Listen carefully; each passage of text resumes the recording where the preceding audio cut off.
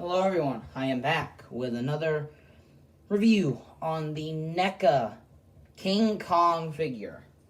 So let's start off with the box. Here's the front of the box and the inside of where the figure would be housed and the promotional image of Kong.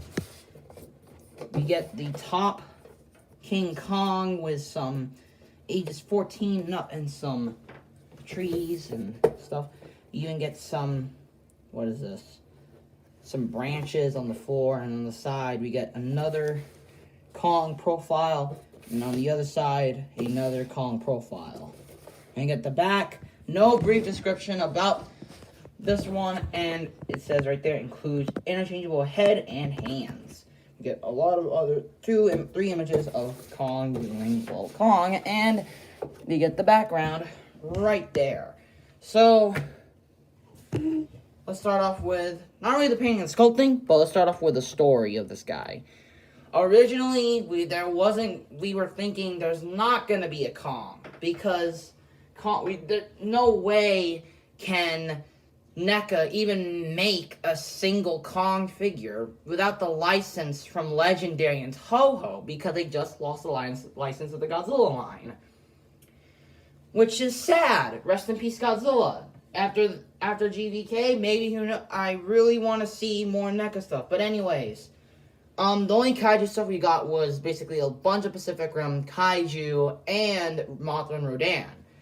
So we weren't gonna expect a Kong, but immediately out of the blue, this guy popped up. This NECA Kong had promotional images.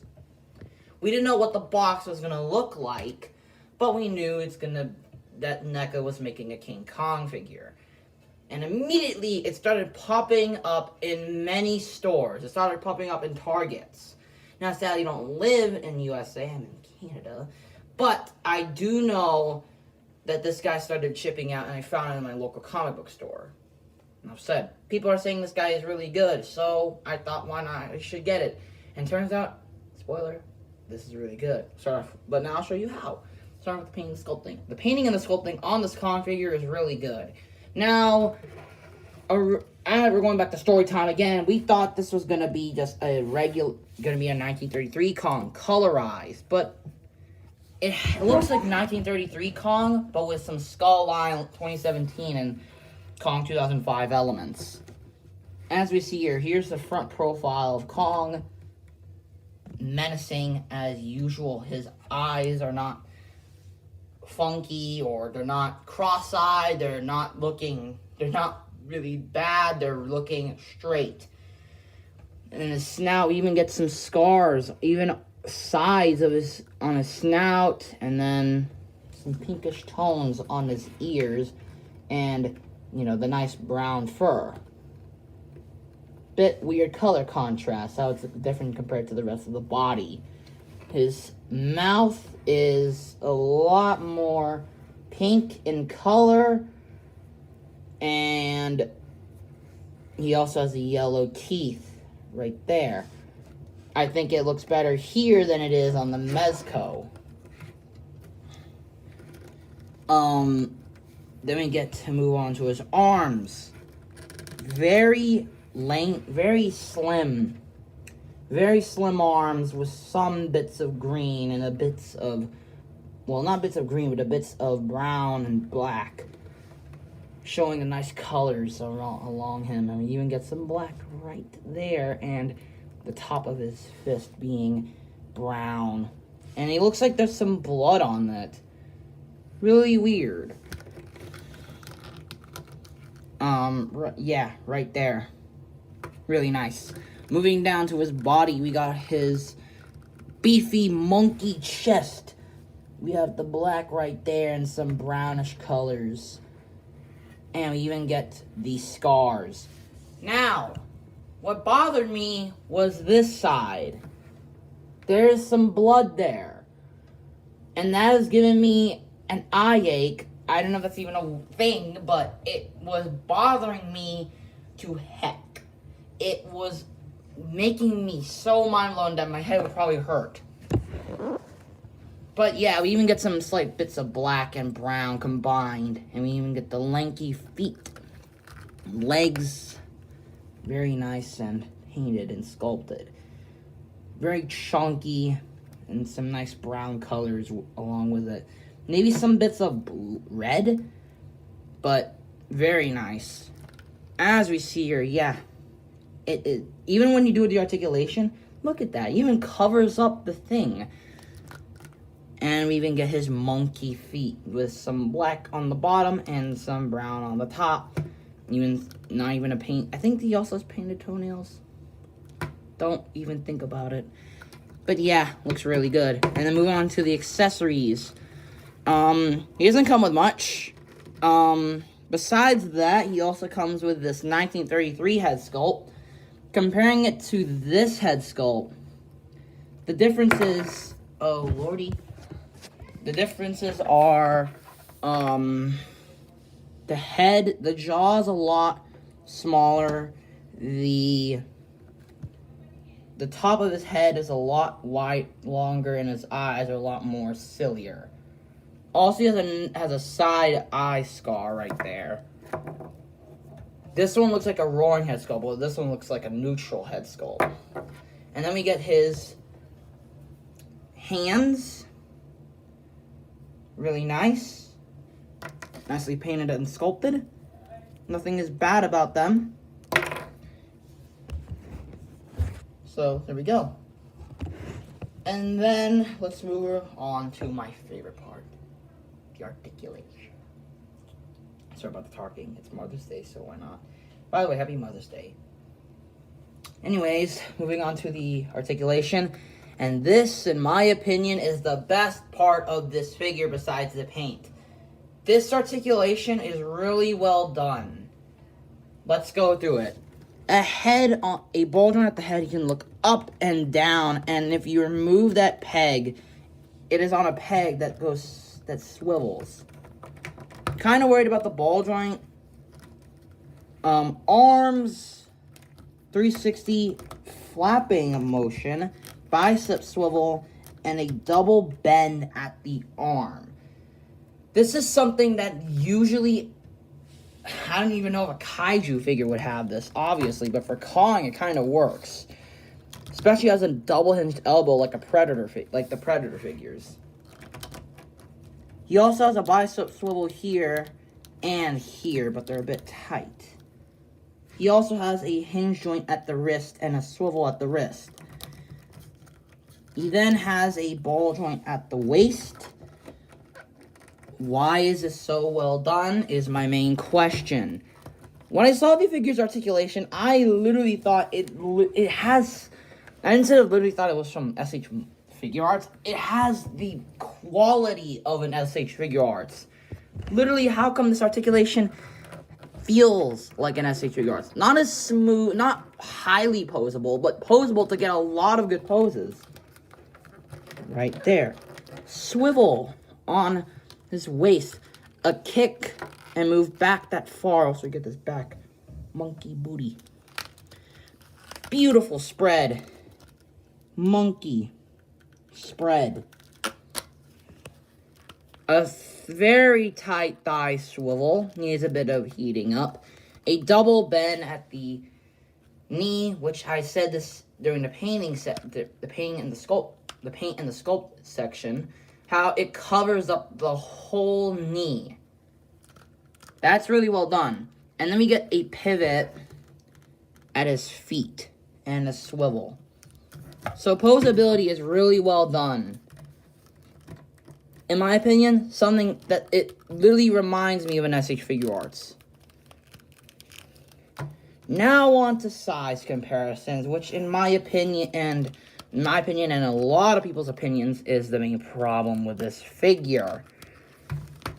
He's, I think, 8 inches. I don't have a ruler with me, but I think he's roughly around 8 inches.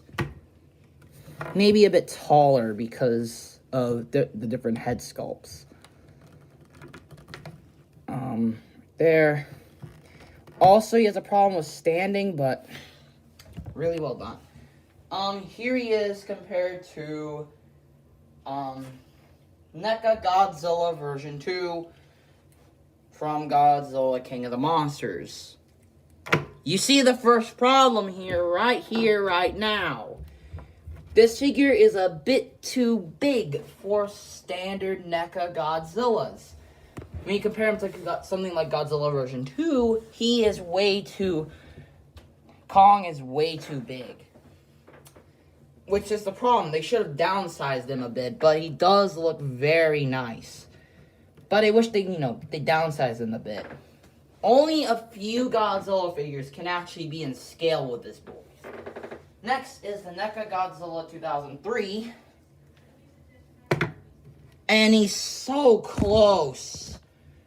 He's literally so close to his height. Standing him up, he is so close, but not close enough. Because he's still taller. Monkey is still taller. And then we get, even comparing him to the biggest SH Monster Arts I have in my collection currently, SH Monster Arts Godzilla 2001. Oh boy, yep, he has some stability problems too. But if you just position him correctly, he looked nice. Even with this guy, he's even still bigger. How? Yeah, that was the one problem. He was just so big. And here he is compared to the Skullcrawler from Kong. Godzilla vs. Kong. Right there. I think its scale is pretty nice. Since I don't have a Kong Skull Island Kong, it's kind of sad. So, here we go. Next, we got the Playmates GVK Kong. Smaller in scale. And then the next one is the Mezco Kong. I'm sorry about that. I think I could just edit that. Yeah, that was just some Mother's Day affairs thing. Well, not Mother's Day affairs, no, that's just wrong, but that's just some Mother's Day taxes or something like that. Anyways, here he is compared to the Mezco Kong. Sorry for that bright light. Holy cow. He's even bigger than this guy. And this guy is usually bigger than every Godzilla except maybe GMK or 2003. That's insane. So anyways, moving these guys off to the side.